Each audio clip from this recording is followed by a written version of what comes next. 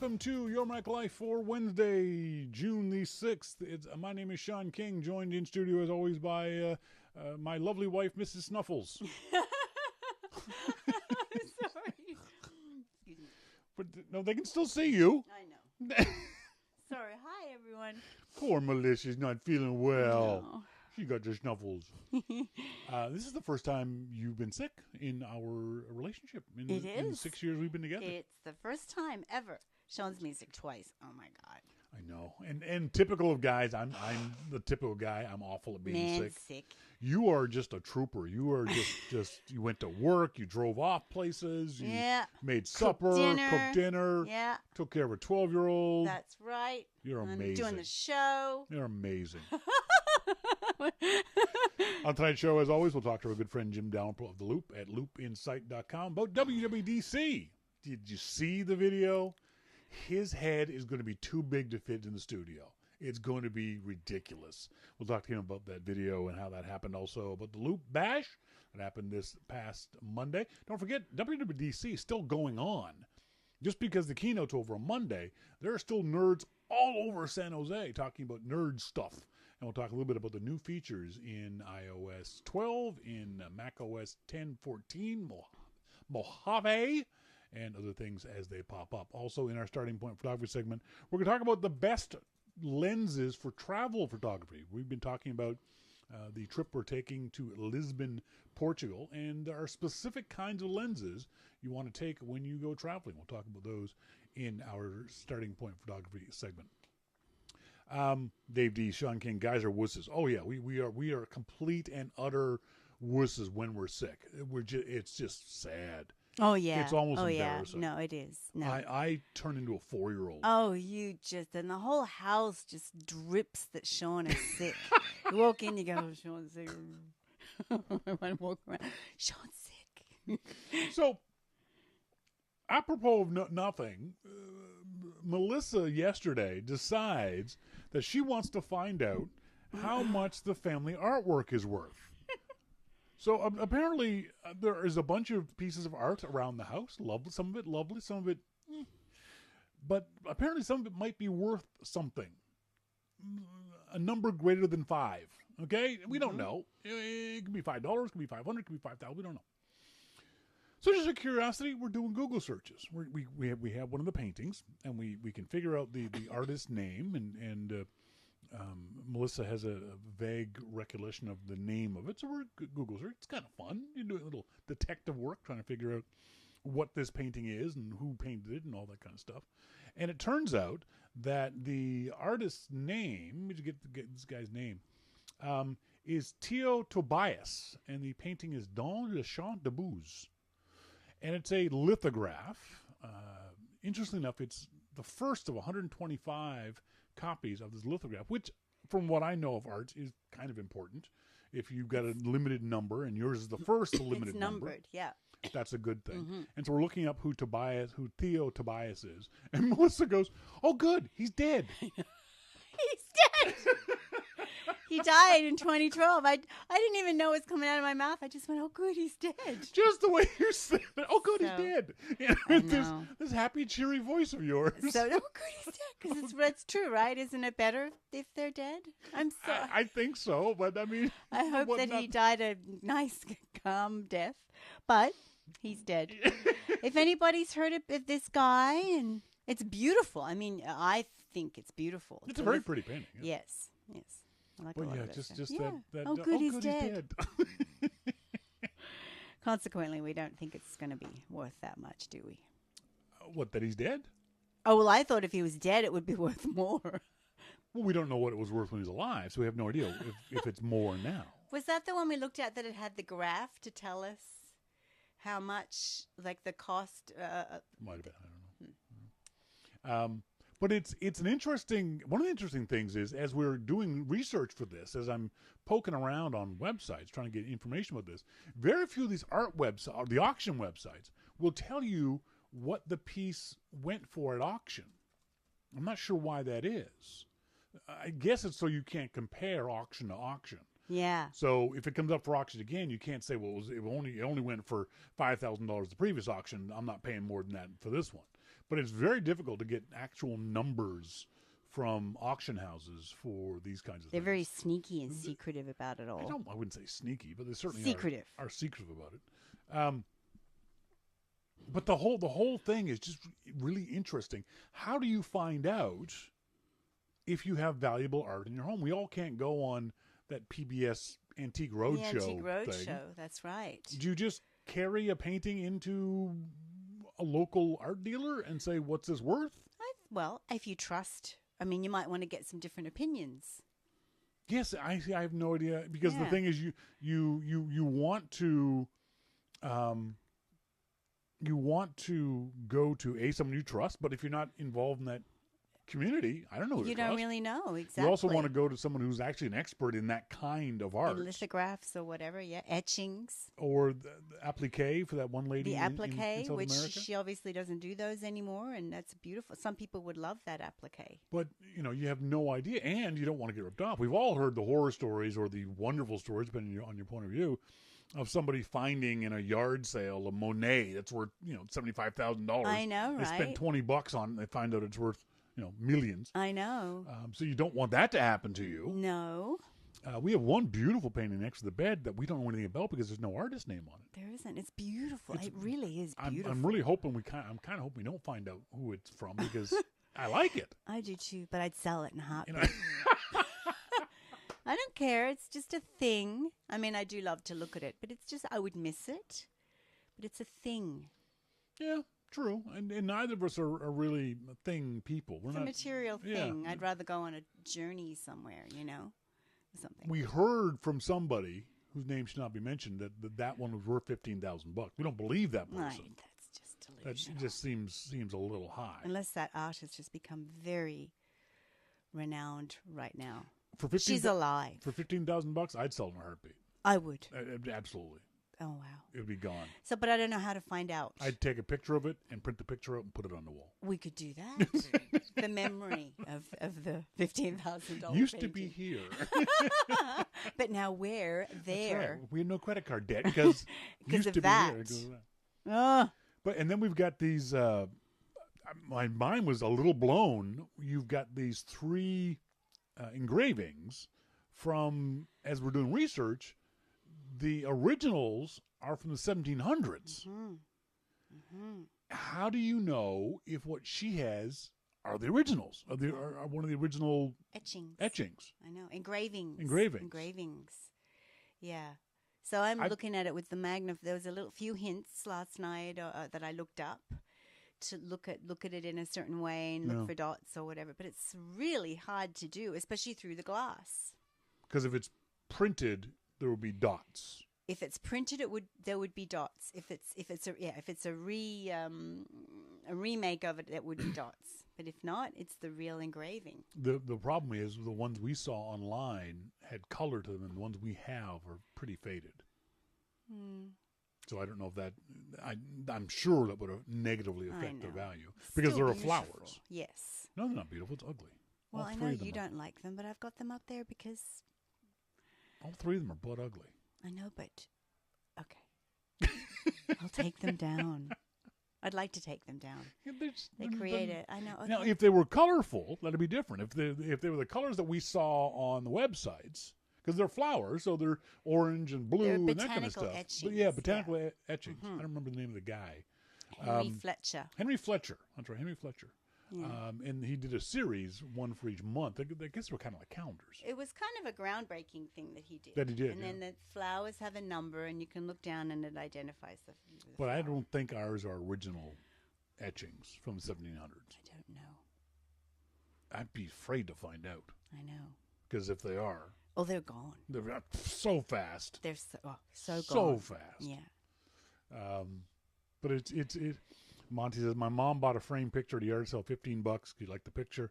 Her art teacher looked at it and said the frame was worth $500. Teacher recognized the stamp brand, something on the back, and it was valuable as a result. Mom sold the frame for $450 to an art collector. Yeah, that's such a cool story. The problem with those kind of stories is it makes you want to start hunting through yard sales. Oh, yeah. Yeah.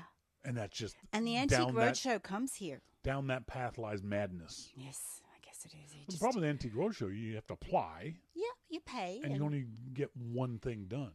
Actually, no. Antique Roadshow, you can. I think it's $50 each item, and then they pick because they'll have more than one antique person there, and you basically it's in a your local hockey rink kind of thing. Yeah, yeah. And if they like your particular item, they pick you as a lineup, and say for free we'll get you to stand here. But do you trust those people too? Well, the British guys, I do. I love watching the British one. Because they're British. Yeah. Yeah, because the accent. I don't know. I just feel like, well, it's just so old, and they're just so knowledgeable over there. I think if I was an antique dealer, I'd fake a British accent. That's right, like that. More credibility if you have a British accent. Because you sound more trustworthy with a British accent, don't you? Yes, actually, you would. That's crazy. Monty, the accent makes him sound authoritative. Yes, exactly. That's right. And yes, right. Yeah. Quite right. Quite right. Oh, Quite right. Yes.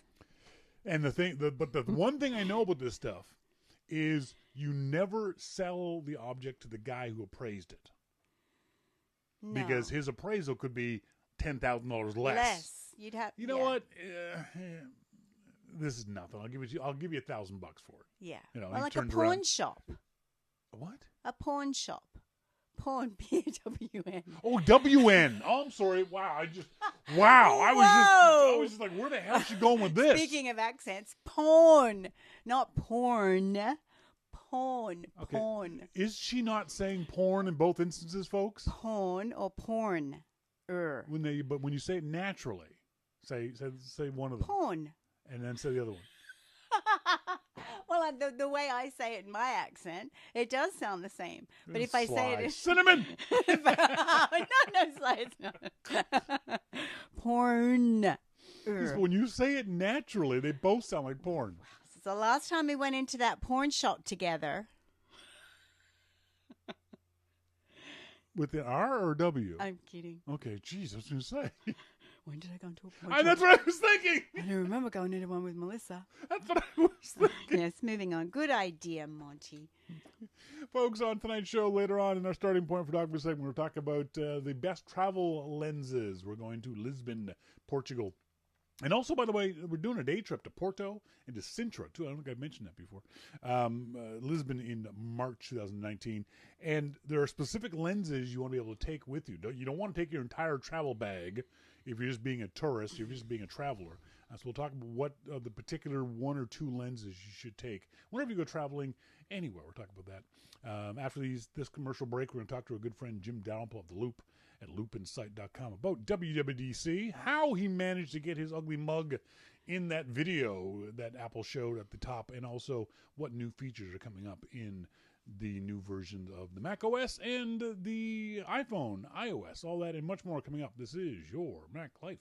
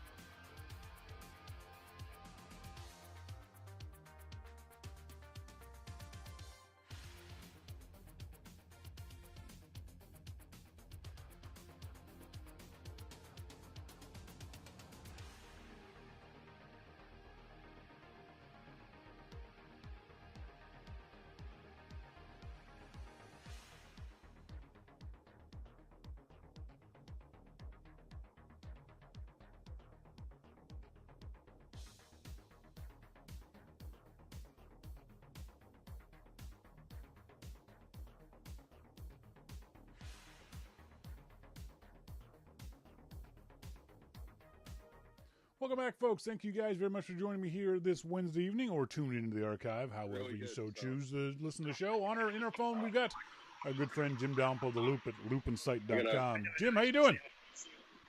I'm doing good. How are you? I am good. As usual, Jim's in a bar, but he's been working hard at WWDC, so it's okay for you to be in a bar this week. Well, you know what? I'm actually outside of a bar now because they don't have an outside area that I can drink. So, we'll try to make this quick. First of all, the big question everyone wants to know is how the hell did your face get in the WWDC video? are we done yet? No, not yet. No. Okay.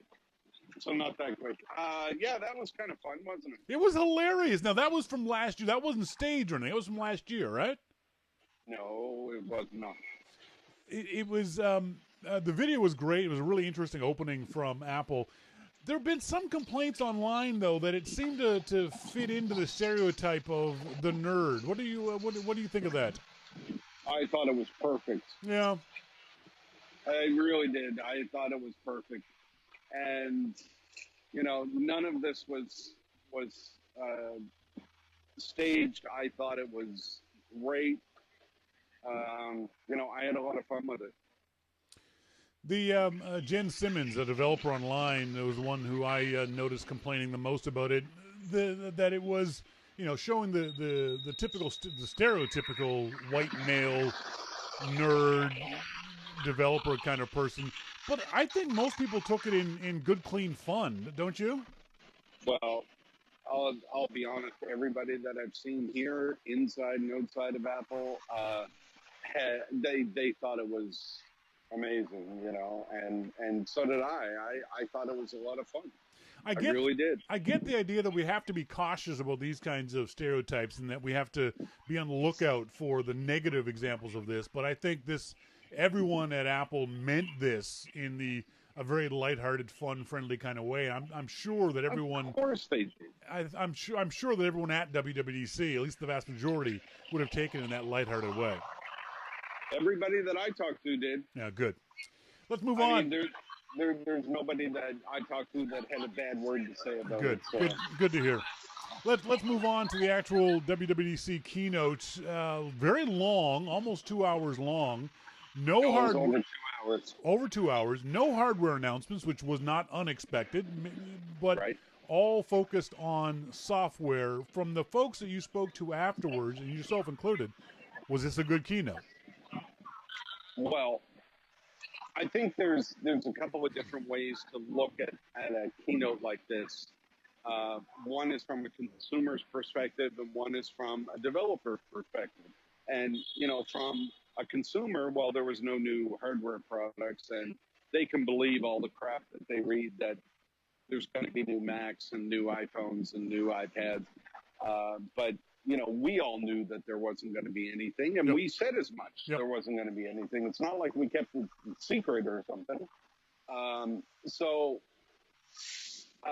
For a consumer, you know, probably not much. But for a developer, there was a lot of stuff there. And, you know, if you look at what they said they were going to do, and they are going to focus on performance, and they're going to focus on cleaning up the OSs, all of them. You know, not just iOS, but Mac OS, TV OS, Watch OS. They're going to clean up everything. And that is very important for the consumer. They don't see that. But this is, you know, like I said in the article, this is the voodoo under the hood stuff that people don't necessarily see. Yeah. But it's very important. It's all very important. So I thought it was a good keynote because they gave developers some more stuff that they need to make the apps that, you know, we all come to rely on. And they also committed to improving the OSs. So I thought it was fine. There have been, I've seen a lot of commentary about the announcements on Monday about things for developers. Other things later Monday Tuesday and today. There are more things behind the scenes. That's what WWDC is, folks. It's a developer conference, and now they're all in classroom sessions and labs, learning a lot of stuff that's secret that's going to be announced or going to be revealed later on in the year. And for the most part, most of them are quite happy about where Apple's going with this kind of thing. That Right. what they're saying is they like the direction that Apple going. One of the biggest things I've heard from several developers is the performance aspect of it, that things are happening faster. It seems like everyone who has an iPhone that will run iOS 12 will notice it has sped up. Things will happen faster. The camera will load faster. Animation will happen faster. Everything will happen faster on your iPhone, which has got to be a good deal for everybody. Well, and we're not talking just a little bit Yeah. faster. Oh, we're yeah. talking 50, 70%, 2 times faster. I mean, this is huge. This is huge. So anybody that thinks that Apple isn't doing anything great this year isn't paying attention, because they really are. You know, there's a lot of big changes that are coming. And these are things, when you take the performance improvements, these are things that are huge to our everyday use. So you may think, oh, well, 50% or 70% performance improvement in opening the camera. Well, who cares? Well, you care when you want to take a picture. Yeah, yeah. And you will notice that stuff. So this is the kind of stuff that's important. Apple also showed off another, and I don't think people are getting this enough, another baby step in their AR development. They announced that, along with Adobe and Pixar, a new file format for augmented reality. They also showed off some cool stuff, this little measuring app, which looked kind of neat, and the Lego support. But, as several people pointed out, I'm not the first one to say this, that Lego demonstration they did is actually useless the way it is now. From the point of view of, you are not going to play this game holding an iPad up in front of you for an hour or 2 hours. Well, I have said before that AR is going to be a great thing when it actually comes to the masses in a way that we can use it. Yes. And that's the same way that, NFC came out and was this massive thing that all phones had to have, but there was no way to use it. Yep. Apple came out with Apple Pay, and all of a sudden there's a way to use this type of near-field technology, And, I feel the same way about AR. AR is a great technology. It's pretty amazing. And the things that are going to happen in the future with this are going to be astounding. But I just don't think that we're there yet for the average consumer. Yeah, I agree. And that's okay. Yep. It's okay. You don't have to be there. Apple showed with that Lego demonstration the future of Apple Glass. Whatever Apple's going to do with AR in a set of glasses like Google Glass, Apple just showed that to you. Because imagine that exact same demo, but instead of holding up an iPad in front of your face, you've just got the glasses on, and the glasses are being powered. The processing is happening on your iPhone, and maybe in conjunction with your Apple Watch for motion. Imagine that demo with just a pair of glasses on. That's where Apple's going with AR. I don't think AR is going to be on the iPad. I think AR is going to be on a whole separate device that Apple hasn't even announced yet. Well, we'll see. We'll see what happens. But,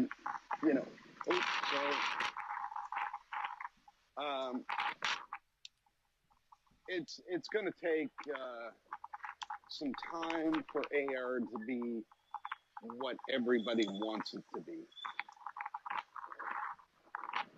I think the vast majority of people don't even know what they want it to be. Right now, it's just cool graphics. I don't think people really grasp what's going to happen with AR in the future. We're just not that far-seeing, certainly not as far as Apple is. And Apple knows what's going to happen in 3 years down the road, and I'm taking a guess is that's what it's going to be. It's going to be some form of glasses, that same kind of AR, but done in a glasses format. Let's move on to. Sorry, go ahead. No, I was going to say you're exactly right. That's exactly it. One of the interesting demos that Apple showed off a couple of things that I don't know if average people are going to want to use. Tell me what your thoughts were about Siri shortcuts. Yeah. Siri. Yeah. Your enthusiasm is infectious. Well, I mean, Siri shortcut seems to be a lot about what you can do in your home, and I don't have any home things.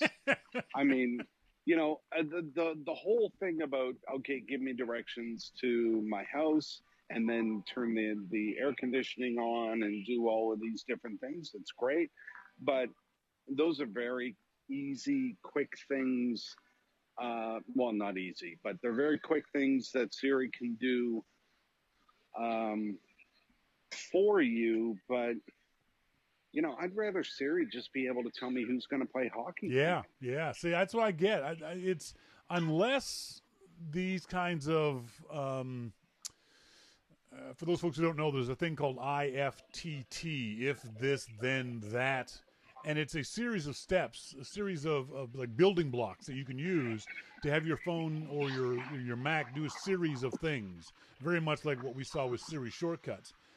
For most people, they're not going to build their own shortcuts. People are going to have to develop. These are going to be like Apple scripts where you'll be able to put it on your phone kind of thing and have it invoke this stuff.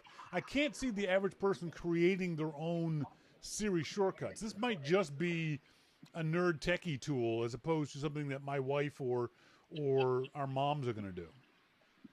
Yeah, I mean, the only good thing is that you don't have to do a major type of thing for Siri in order for this to work. Yeah.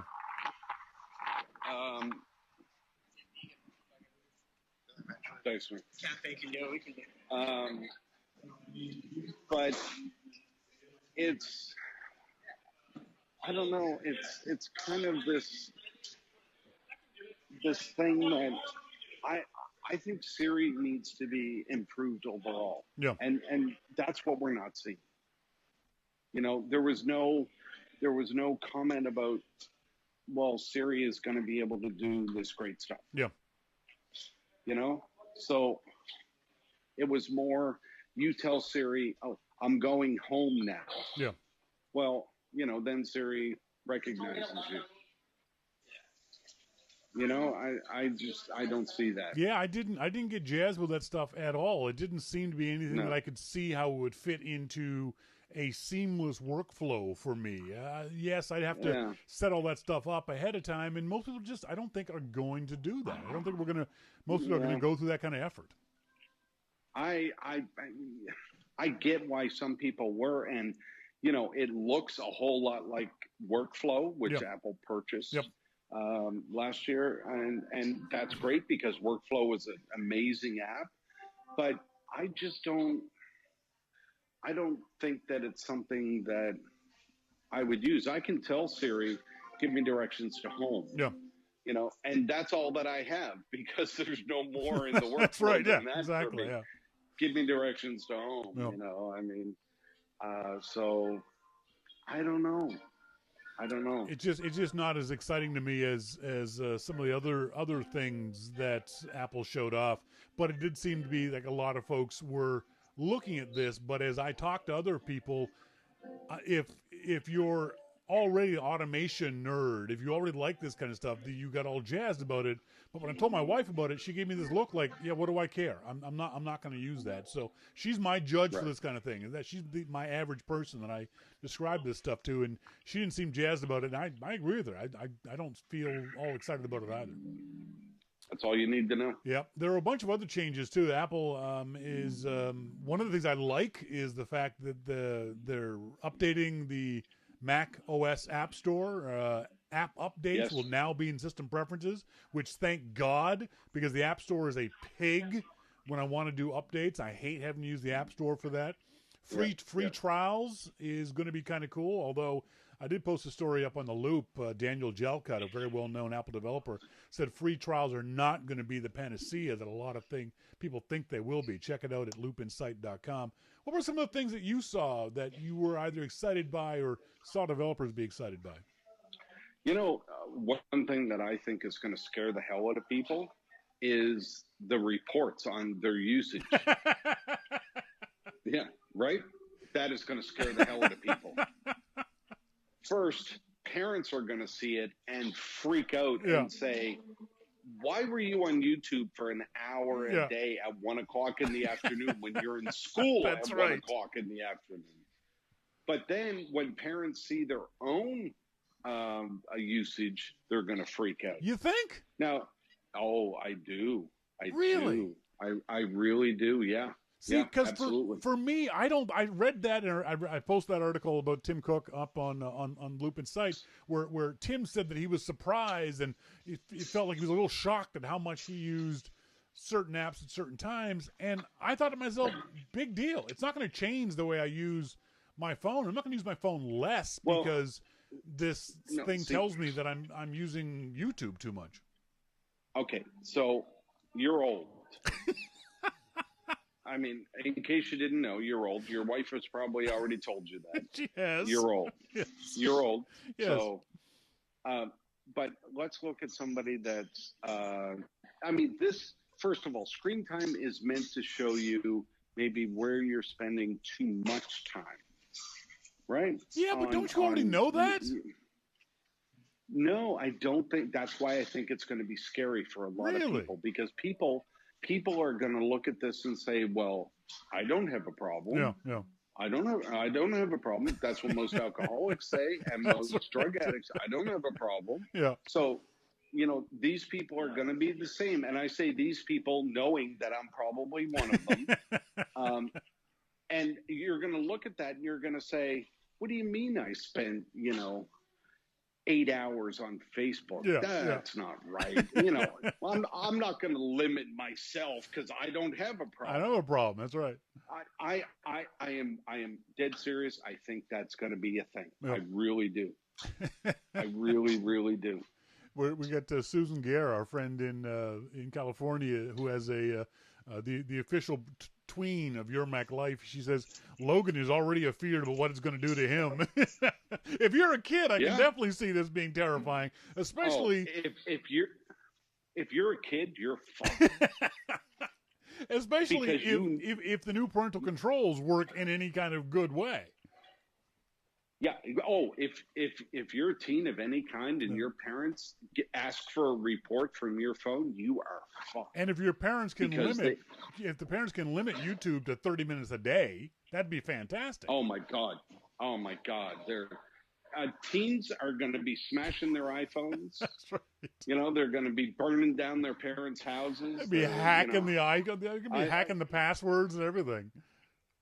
Yeah. I think that this is going to be a shock, an absolute shock for everybody that gets a report, including me, I'm sure. I mean, I suspect that the majority of my usage would be because of work on Twitter and Apple Music, because I use Apple Music every day. So I'm assuming, but if it's screen time, will Apple Music actually register as one of the problems? Well, that I don't know. Yeah, we'll have to see whether it's whatever's on screen versus whatever app is running. Right. Yeah, it makes sense. Yeah. Right.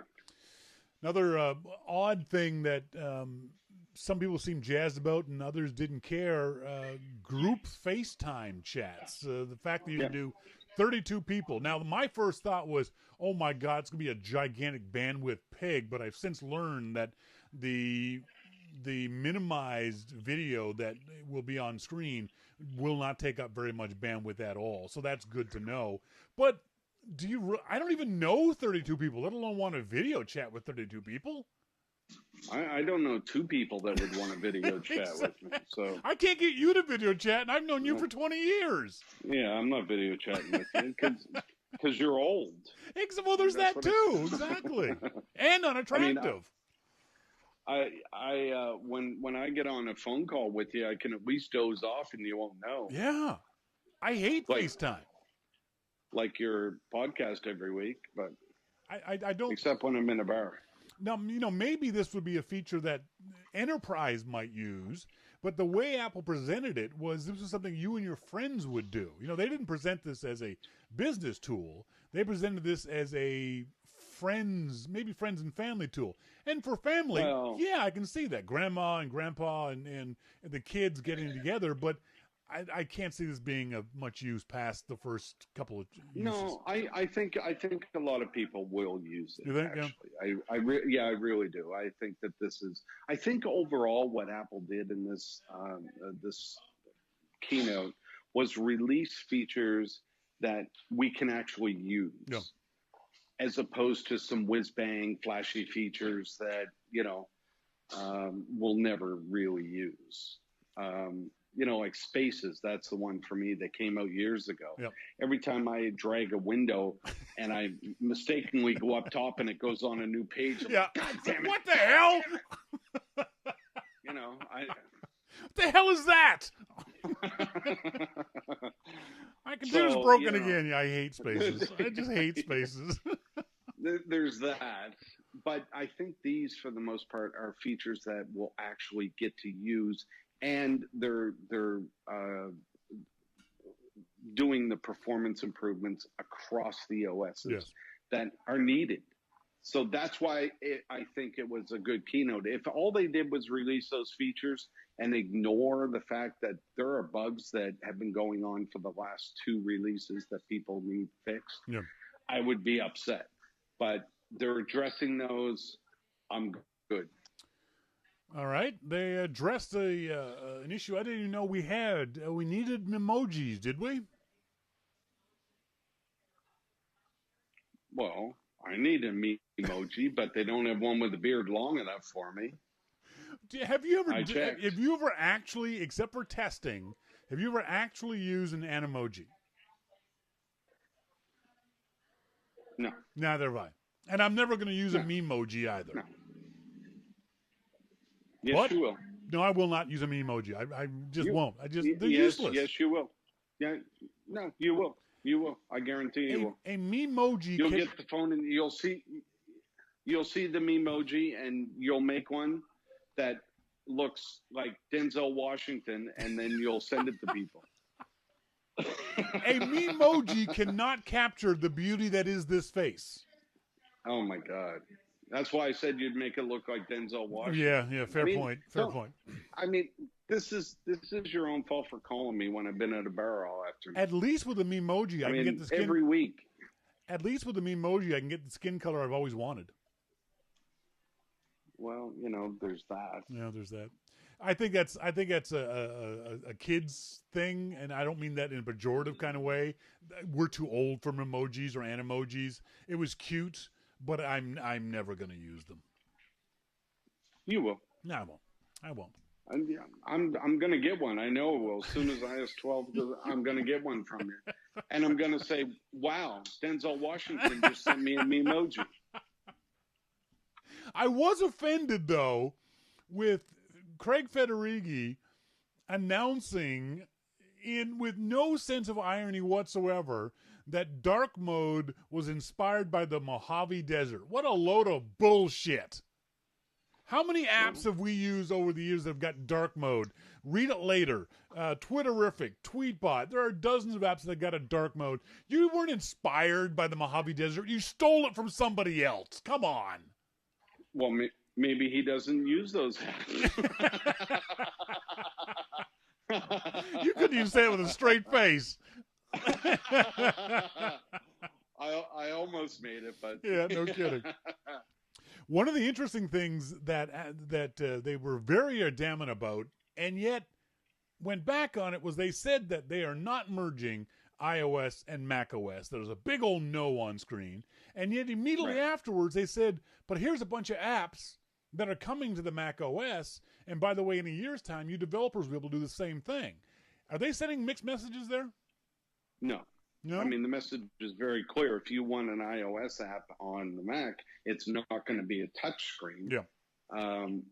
and that's the bigger thing to me than the apps themselves. There are a lot of apps I think that would make sense to have on the Mac that developers are making on iOS. Yeah. But that's because when they code them, they're for a specific platform. Now they'll be able to make those same apps for 2 platforms.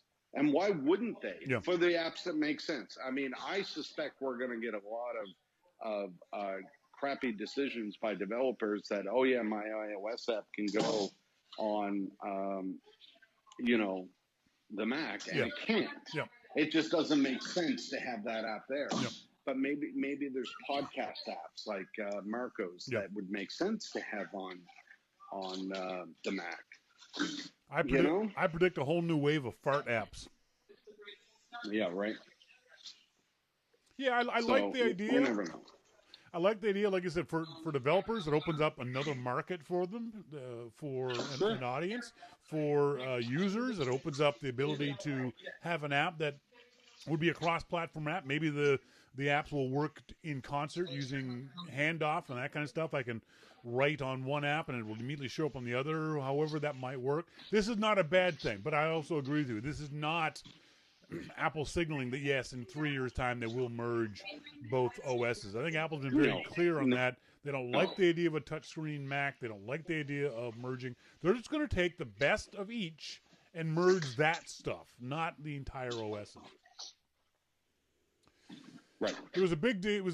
I think overall it was a very, very good keynote.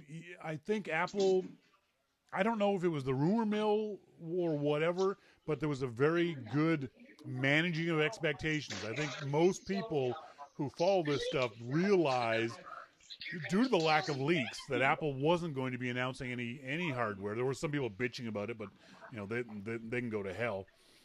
It makes me excited for the rest of the summer and the fall, because you're going to assume we're going to get new iPads, new iPhones, new maybe Macs, iMacs coming in the fall, so that's good news.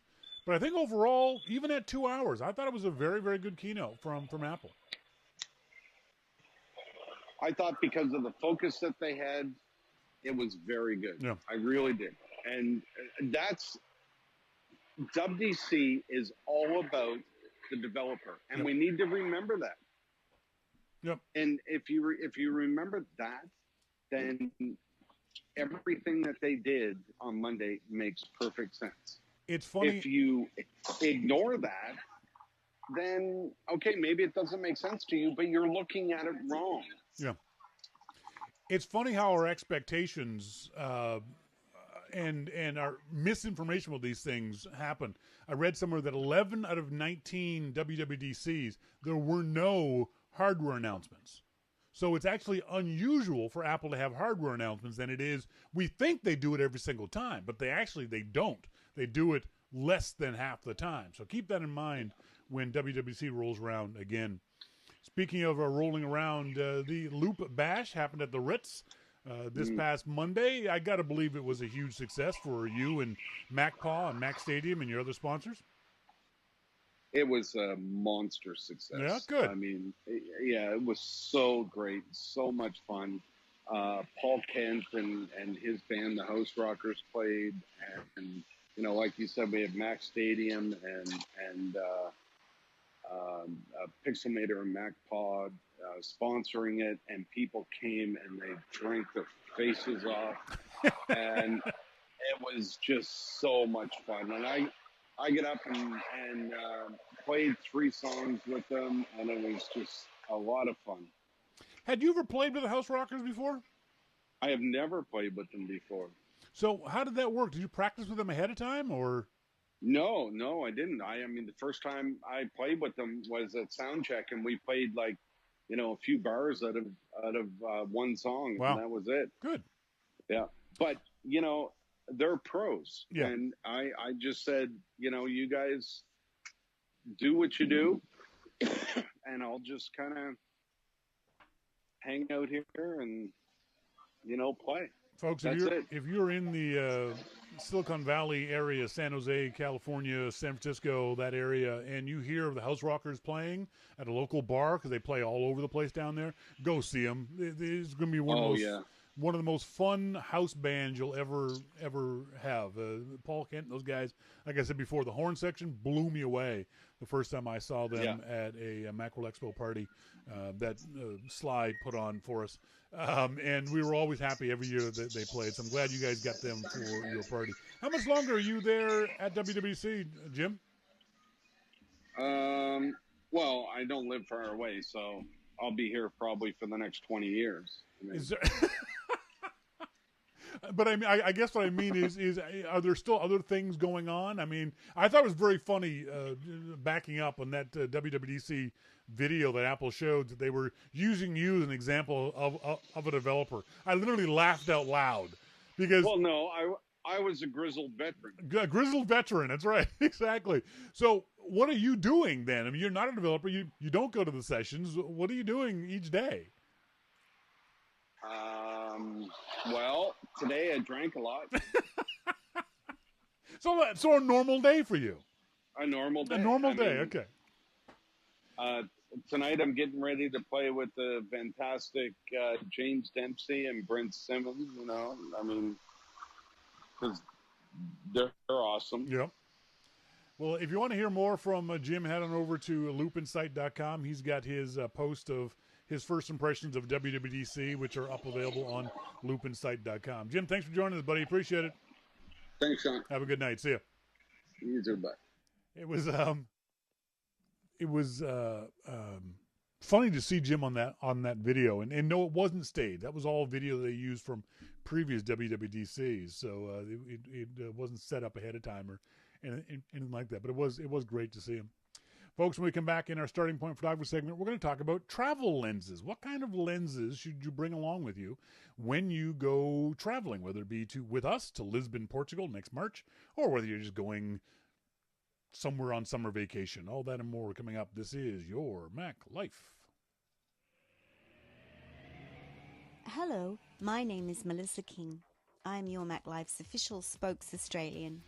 As Shawn begins his 25th year of broadcasting on the internet, he has asked me to say a few words to you all. Send money. What? Why not? More? Okay. When you listen to Your Mac Life, you'll notice there are no ads, no commercial breaks, no 5-minute ad reads for products you've already bought or have no interest in buying. That's because Your Mac Life is entirely listener-supported, and not even listener-supported via a paywall or a subscription service. It's simple. If you like Your Mac Life, you can pay for it. If you don't want to pay for it, you don't have to. You can still listen. But we'd really like it if you did. On the Your Mac Life homepage at yourmaclifeshow.com, on the top left, there is a subscribe to YML box. You can send any amount you'd like each month automatically from your credit card or PayPal account. It's set for $2, $5, $10 or $15, but you can set it for any amount by clicking the donate button. The best part is you'll barely notice it. It's $2, but it makes a huge difference to us here at Your Mac Life. It means we can pay for website hosting, internet access, new computers and software to run the show on, and so much more. So, if you like Your Mac Life, please subscribe. $2 will make a tiny dent in your wallet, but when enough people subscribe, it makes a huge difference to Your Mac Life. I'm Melissa King. Thank you.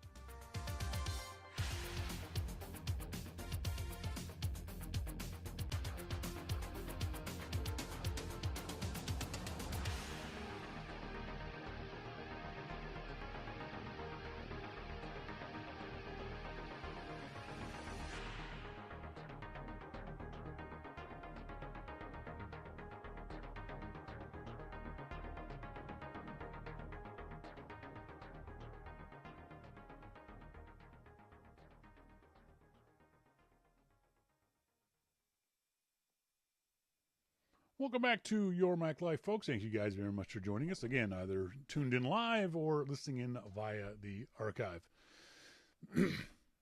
One of the things that I didn't realize when I first started being a photographer was that you don't have to take every lens you own wherever you go.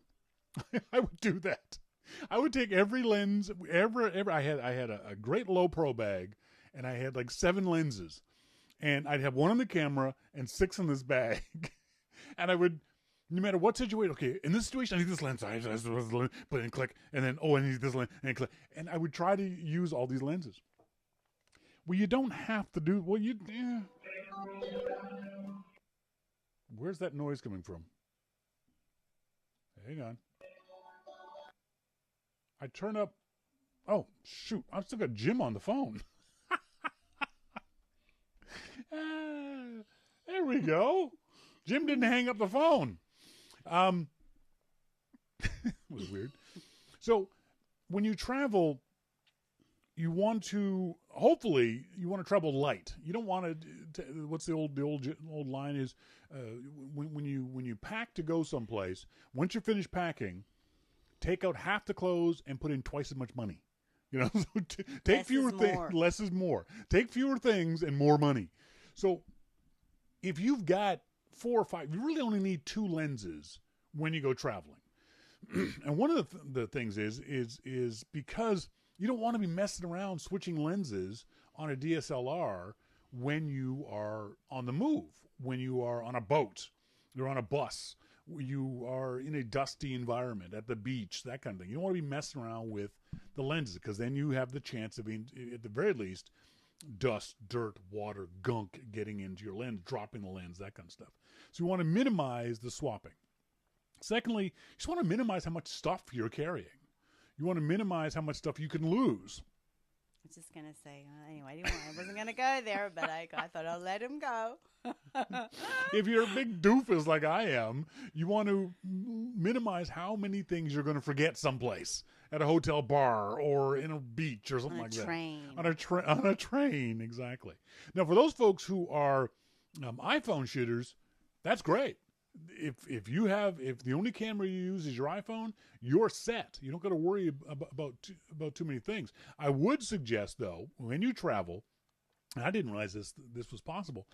Especially if you're a homeowner. Do you have homeowners insurance? Mm-hmm. That's mandatory here in Canada, isn't it? I don't know if it's mandatory in the States.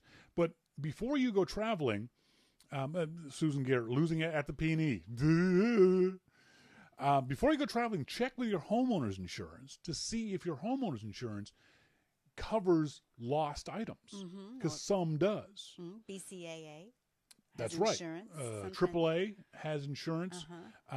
Some credit cards will have insurance, travel insurance. So check with the facilities you already have with you in case you lose things or in case things get broken. Monty, hi, my name is Shawn, and I lose stuff. If it's left on that seat there, it's mine. It's definitely yours. So that's one thing you want to do is check with your homeowner's insurance, with BCAA, CAA here in Canada, AAA in the U.S. See if they offer some loss protection, because you don't want to take your expensive iPhone someplace and have it break or lose it or get stolen or that kind of stuff. It is an issue in some parts of the world. You want to do your research before you go, because it's very, very common, unfortunately, in some places where you'll be just sitting there on your phone.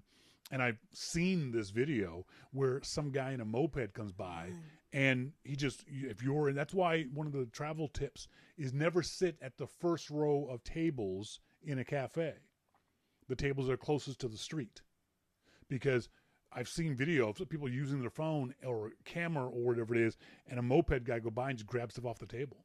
You know, grab your phone, your purse, your bag, and he's off. He's gone. Don't ever sit at that first row. Not your phone out of your hand. Oh, yeah, I've seen phone out of the hand. Oh and you'll also sometimes see teams of pickpockets. Working in, one person will bump into you, go, oh, I'm sorry, I've spilled something on you. While you're distracted, they take your bag or that kind of stuff. So you have to be very wary of your surroundings.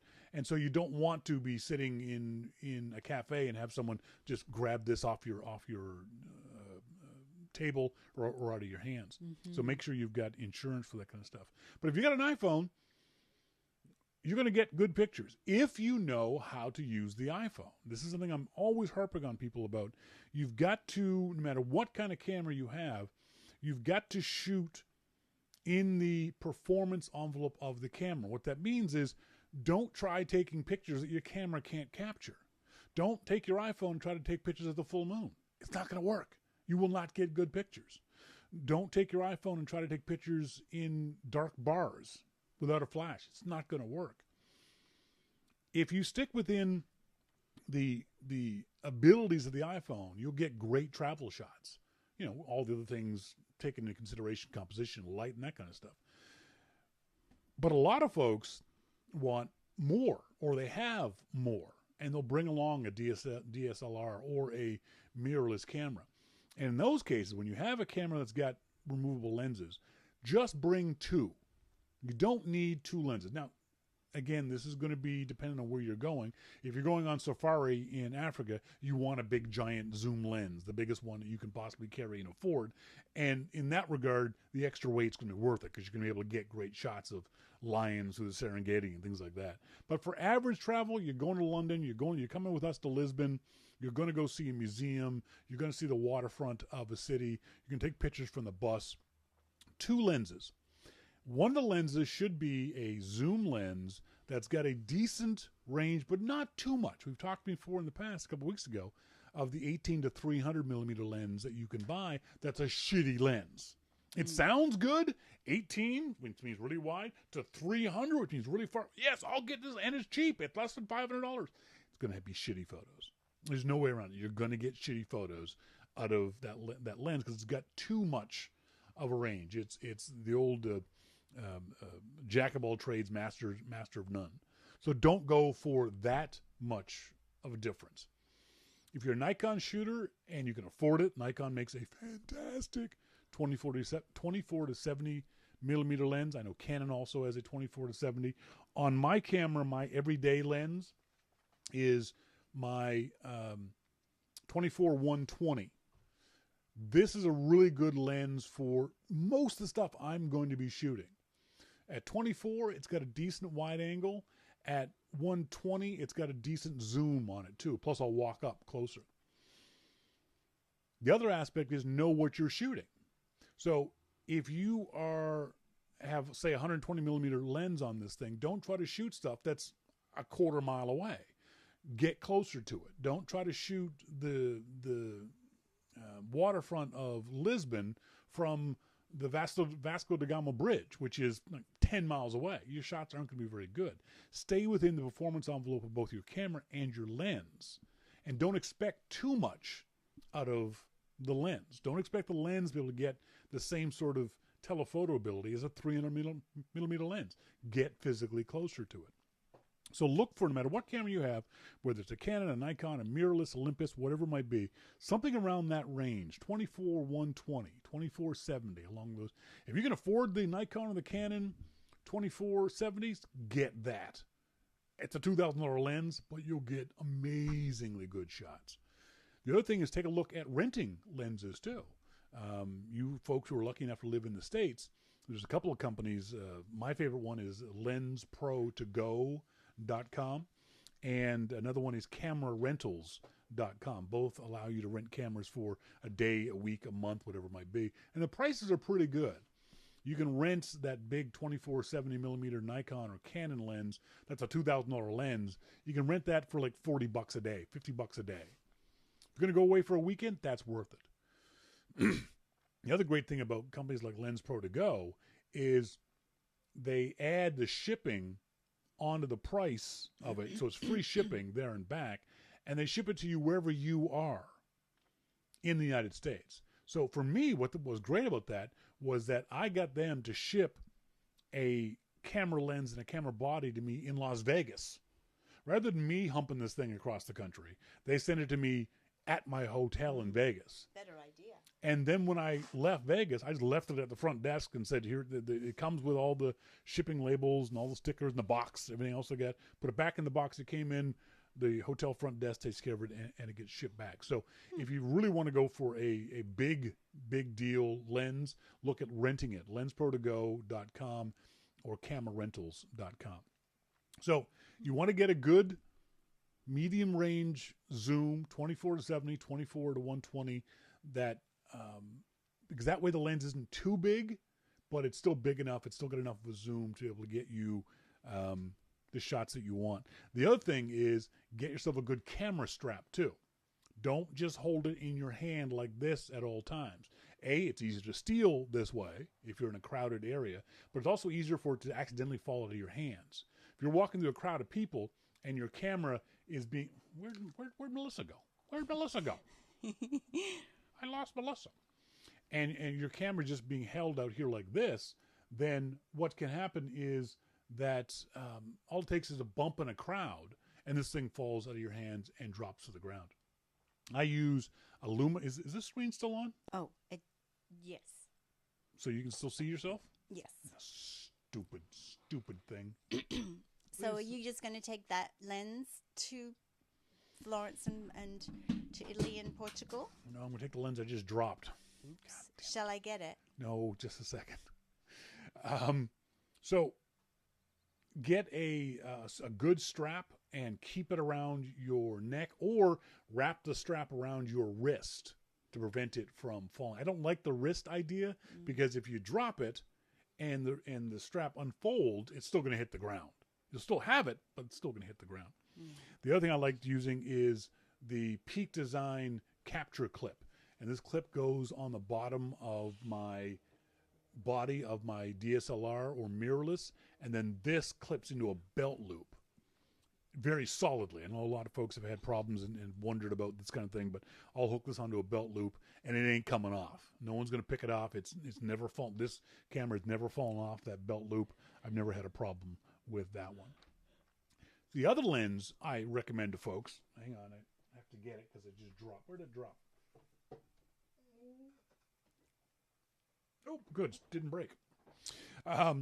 Is for both the Canon and Nikon, they both make the Nifty 50. This particular one is a 50 millimeter 1.8 aperture prime lens. There's no zoom on this lens. You want to get closer, you got to physically move closer. You want to get further, you got to physically move back. The great thing about this lens is that at an aperture 1.8, this is the lens I'll take to shoot at night. When we go to the square that I'm looking forward to going to in Lisbon, that big, beautiful square, I want to take night shots. I'm going to use this lens because the 1.8 aperture means it opens up very, very wide, lets in a lot of light. I lose zoom and I lose wide angle with this one, but I gain so much in its ability to gather light. If we go to a bar and they're playing fado music and it's going to be a dark, moody kind of bar, I'm not going to get any good shots with that bigger lens. I'll get some decent shots with this lens because the aperture opens up so wide, I can get really good light into this lens. So that's definitely a lens. And it's plastic, it's light, it's cheap, under $200 for the Nikon, under $200 for the Canon. You can get it on Amazon.com or your local camera shop. It's a great lens. Make sure you get the 1.8. The 1.4 version of this is very, very expensive. If you can afford it, go for it. But the 1.8 version is significantly cheaper than the other one. Just trying to get Melissa back on camera here.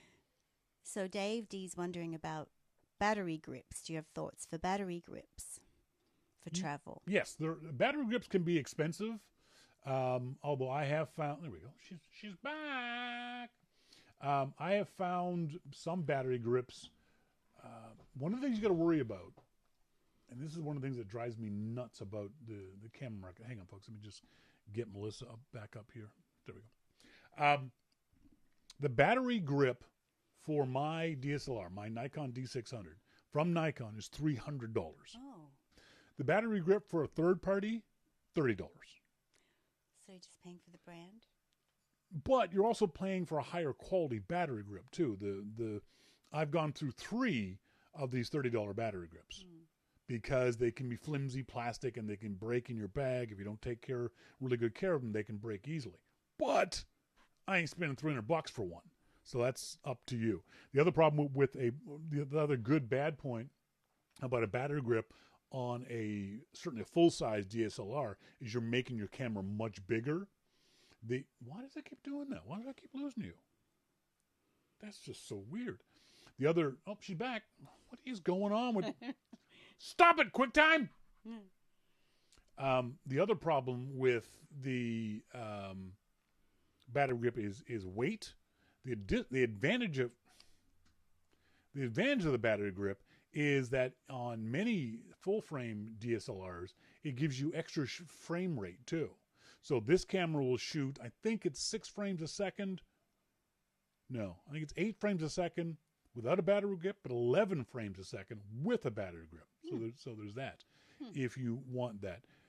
For me, and the other big thing about a battery grip, and this is the reason why I'm happy to spend extra money on a battery grip that will break on me. One of the problems that you have is, as I've said many times in the classes, your camera, we all shoot like this. There are lots of shots that look good vertically. You're shooting a building or a statue or a town square and you want a really nice long shot, you'll turn your camera vertically. So it takes shots vertically. But you see how my elbow turned into a chicken wing and it's out here and the camera isn't stable. I've got to push the shutter button on the top, and what happens is you don't have the same stability as when both your elbows are in like this. Well, a lot of battery grips have an extra shutter on this top. So that is fantastic because now I can get the vertical shot, but my elbows are still in for stability. They've also got, many of the battery grips will also have what's called I think it's called the D ring or the focus selector. So here on the back, just above where it says OK, I tap that and it changes where the focus is going to, where my focus point will be. Well, that's kind of a tough to get to when it's back like this, but when my hand's in this very natural position, it's really easy for me to switch the D thing, and then there's a shutter button on the top here. So if you get a extra battery grip, that's the kind to get. But keep in mind, it's going to add extra weight. The cheap ones will break because they are cheap. If you can afford I think the Nikon one is metal, or at least it's mostly metal. It's a good solid thing, but it's a lot of money. The other thing you want to keep in mind too is that when you take if your camera is any kind of, the battery grip has to connect to the camera somehow. And on my camera, there is a little rubber gasket right there where the battery grip connects. If you lose that piece, you're allowing gunk, water, and that kind of stuff to get into your camera. So don't lose the rubber gasket piece if you do that. Have you lost the rubber gasket piece? I have not. Surprisingly enough, as you can see, this camera's 3 years old, and the rubber gasket is still there. Well done, I'm as shocked Shawn. as you are. So 2 lenses. Keeping in mind what kind of environment you're going to be shooting in. If for example, if you're going to be shooting, you're going to go to Lisbon and you're a street photographer. You love shooting portrait type stuff. Maybe one of your lenses would be a 75 millimeter portrait lens. And that's the only thing you can shoot with a prime lens that only shoots portraits. This might be the lens that you would bring to Portugal if you want to shoot people's faces. Because this is that great lens that you love that takes such great pictures of people. So maybe that's a lens. So tailor this advice to the kind of shooter you are. I like shots of buildings, but I also like getting up close and detail of buildings too. And so the 24-120 will allow me to do that, will allow me to move forward. Hopefully, fingers crossed, we have enough people sign up for this, I can rent the 2470. I'd love to rent the 2470 Nikon. As always, if you have any questions about this or anything else photography-wise, I'm happy to answer your questions. Just send me an email to Shawn at yourmaclifeshow.com. Or if you're in the chat room, so you can always ask them directly to us via the chat rooms.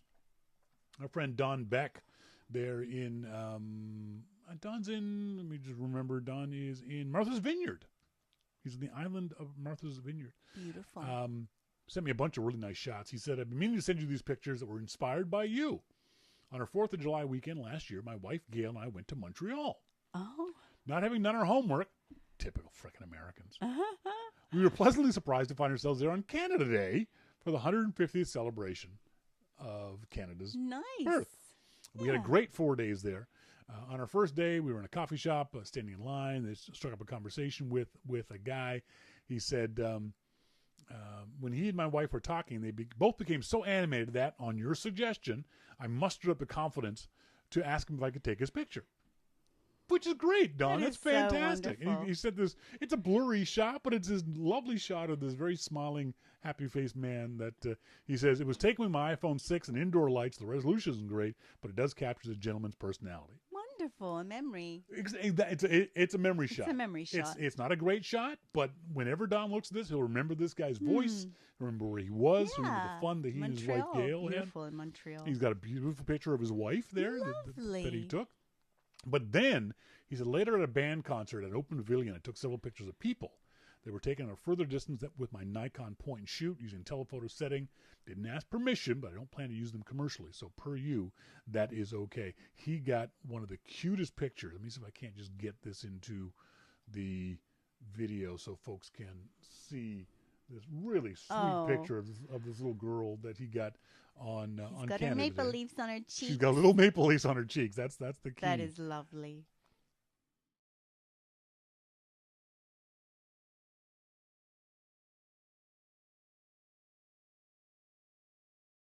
There's Don's shot of this cute little girl on Canada Day. Congratulations, Don. It's a really lovely shot. But he said this one is my favorite shot, and I got to agree. I love this particular shot that Don captured. Let me put this up on screen. Oh my gosh! See, yeah. Great picture of these two. I'm going to assume Muslim girls checking out photos on their iPhone. That's a great shot. In Canada, on their iPhone. He said, we love Montreal. And since our son is in college, only 2.5 hours south from here, we hope to get back there again soon. For what it's worth, we also love Vancouver. We were there in 1994. In Halifax, we were there in 1984. Oh. 84, dude, you've been gone a long time. You got to come back. Both those cities have changed significantly since the last time you and your wife were here. So you should definitely try to get back. So thanks very much for sending me those pictures, Don. I appreciate it. Our friend Jason Painter down there in Sydney, Australia said, with regards to the Portugal trip, I'd be interested, although it will cost me to get there. Need some details. It'd cost you an arm and a leg to get there from Sydney, wouldn't it? It depends how he flies there, I guess. What do you mean? Well, if he takes a milk run or has a long layover or maybe stops somewhere else on the way. So I guess you could do that. Where's your shot of you can get this shot? Oh, they're not doing that every week. Why not? Why? You said Why? Because of Lisbon and the trip and the different play. You have to do it every week, Mr. King. One of the things that we wanted to make sure we did is, and this was Melissa suggested. I don't know why I didn't think of it. Probably because I'm not as smart as she is. The fact that I don't know why that video of Melissa kept popping in and out. We talked last week about why Lisbon alone, and my small caveman brain didn't clue into the fact that we're not going to be doing just Lisbon. We're going to be centered in Lisbon. But there is a beautiful, beautiful place, I think about 30 minutes northwest. Not very far at all. Not very far at all, of Lisbon called Sintra.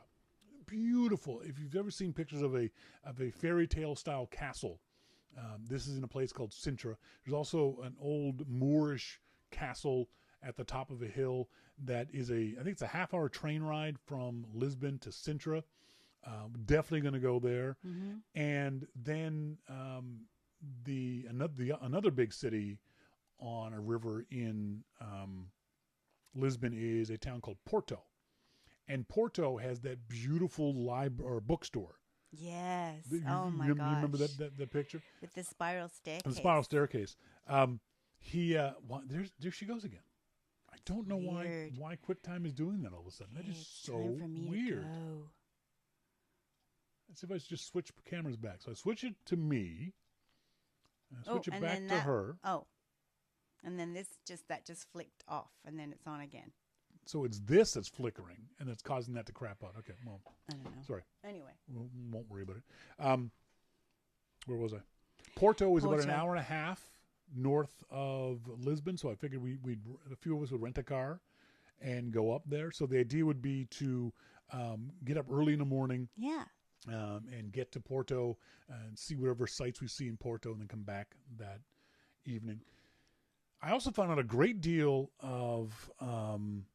Dave D says, isn't that where port wine comes from? Yes, port all the wine different kinds comes of port. from Porto. That's right. Also, did you know this, that Portugal is, that's where 75% of the world's cork comes from. Oh, cork.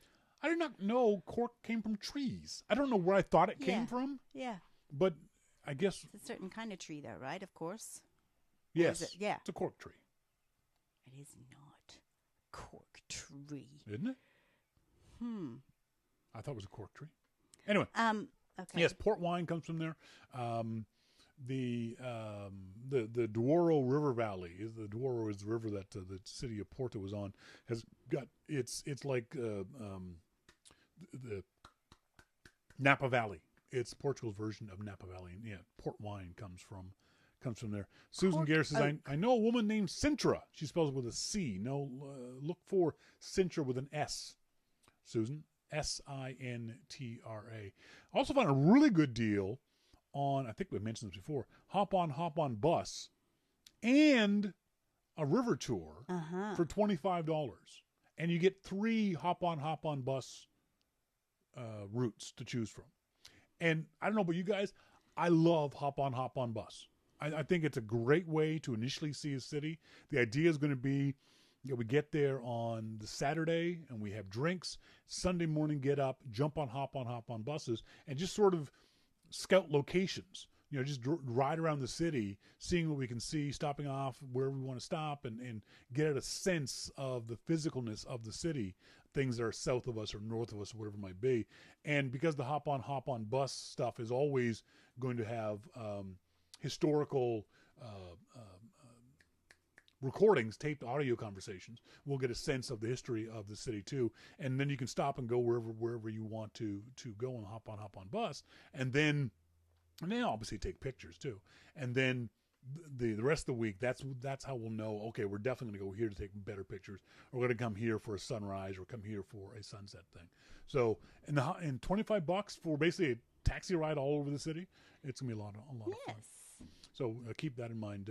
Again, it's going to be March 22nd to 23rd. Sorry, 22nd to 30th. You can obviously go before and after. It's entirely up to you. Melissa and I will be in Florence, Italy the week before. So that's what we're planning on doing. So far, what I've been able to find out is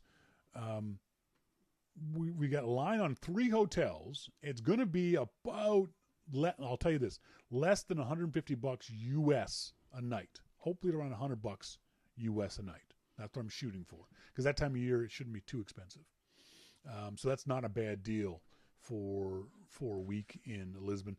And as I keep saying, people cheap.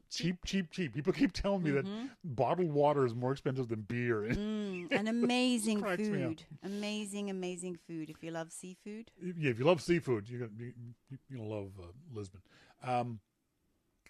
There was one other thing about it that we wanted to tell folks. And then there's going to be the fee for me and Melissa, $500 for 5 days of instruction, and probably a discount if you sign up soon. Probably a $100 discount if you sign up soon.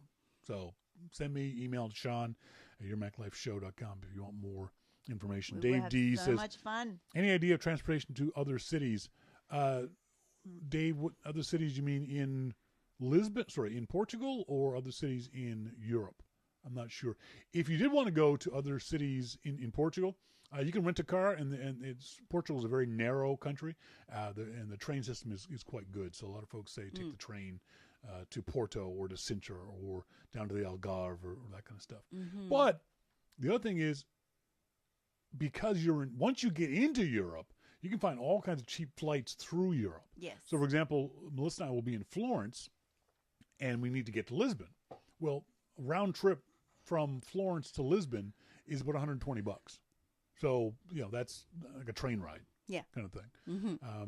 There's all kinds of small regional airlines that you can take to get. So if you wanted to go to London beforehand and then go to Lisbon, or after Lisbon go to Rome or whatever it was, you can get inexpensive flights to those kind of places. So, Dave D, so up to us. Yeah, most of the stuff, Dave, is going to be, the classes are going to be with me, but basically from noon each day, you're on your own. You can do what you want to do.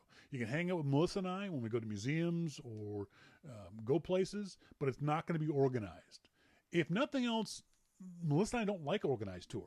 No, I've never done that ever. I've done it and I never liked it. I didn't. Yeah. So I would much rather be able to say, "Hey, this is where we're going.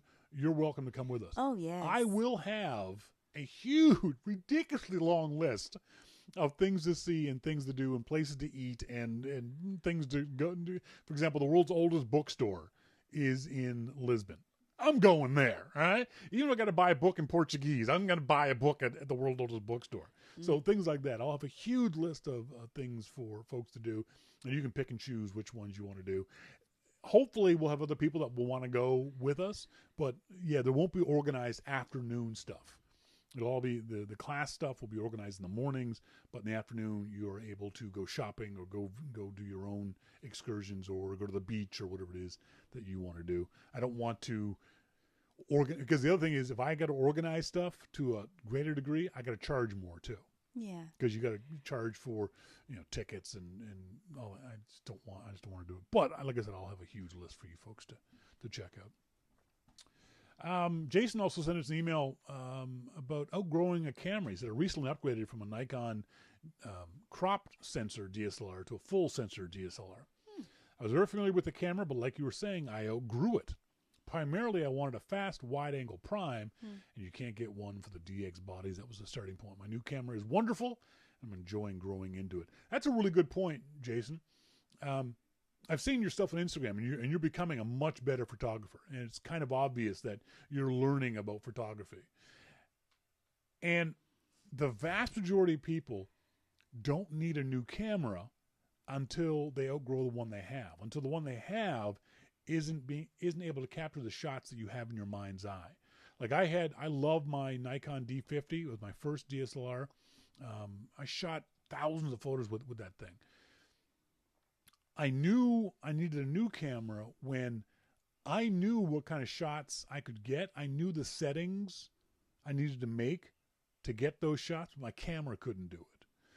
In my case, it was low light shooting. My camera I couldn't bump up my ISO high enough to get good shots on my camera. That's what I needed. I knew I needed a new DSLR.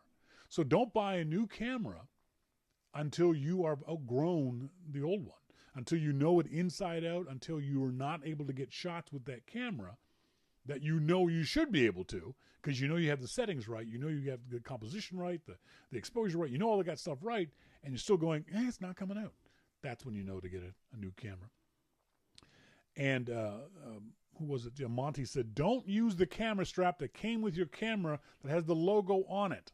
It shouts, steal me. I don't know if that's true. I understand what he's saying, but I think any camera around your neck shouts steal me. You know what I mean? If they're going to steal it, they're not going to steal it just because it's got a Canon logo on it or a Nikon logo on it. They might be more motivated. It's like your bike cover or really expensive mountain bikes. Well, my bike bike cover, I'm just stupid about my bike cover. It says FJR on it. FJR. I'm an idiot. But yeah, if nothing else, in my opinion, the strap that came with your camera is not a good strap. If you're wearing that strap around your neck and your camera is sitting in front of you like this, that's not a good strap. You're going to feel the weight of the camera on your neck, pulling down on your neck, braiding your clothes, and you look like a dork. All right? Simple as that. If you're walking around with the camera pointed out, the camera attached to your chest, you don't do that. Mm-hmm. At the very worst, take your camera strap and put it around your shoulder like a backpack, like a messenger bag. Put your arm through, and that way your camera isn't directly in front of you. It's around your hip, so it's easier to get out of the way if you're in crowded places. It's harder to get and pull to your eye, but that's why it's in my bag. That's why I use the Lumaloop style camera, and it's a loop that goes around. It attaches to the tripod. The tripod adapter hole on the bottom of my camera that allows me to strap the lens, the camera body around my neck in a kind of like a bandolier kind of way, a messenger bag kind of way. And what that means is that when you've got it adjusted to your body, your camera is right at your hip at all times. And when you see something, it's really easy, very much like a gunslinger. You just pull that camera up and you're already ready to shoot. So yeah, avoid the one that comes right around your neck. Lumaloop makes them. Black Rapid makes them. There's several companies that make better camera straps than the one that comes with your camera. Folks, that's it for tonight's show. I want to say thanks very much, as always, to our good friend Jim Dalrymple for joining us. He's got his story about WWDC available up on Loop Insight's website. What did you think of WWDC? Most of us aren't developers. Most of us are average everyday users, if not more knowledgeable than the average user. Was it a good keynote for you guys? Did you like what Apple announced? Do you agree with Jim and I that some of these features are meh? Siri shortcuts does nothing for me. I've seen a lot of folks who say they're just loving that idea of Siri shortcuts. Doesn't do a thing for me. Group FaceTime chat? No. But can you use it? Would you use it with your family or with your friends? Screen time notifications. Jim seems concerned about it. For me, it's not going to make any difference to me. Apple's going to tell me I use Twitter too much. I'm going to go, yes, so I'm not going to stop. It is going to be interesting. I'm really looking forward to. Hopefully, it will work on Rory's phone. Our 12-year-old son's phone will tell us how much screen time he uses, and it will allow us to. Melissa doesn't know this. Will allow us to limit how much time he's in certain apps. So you can put a time limit of, say, 30 minutes on YouTube. Yeah.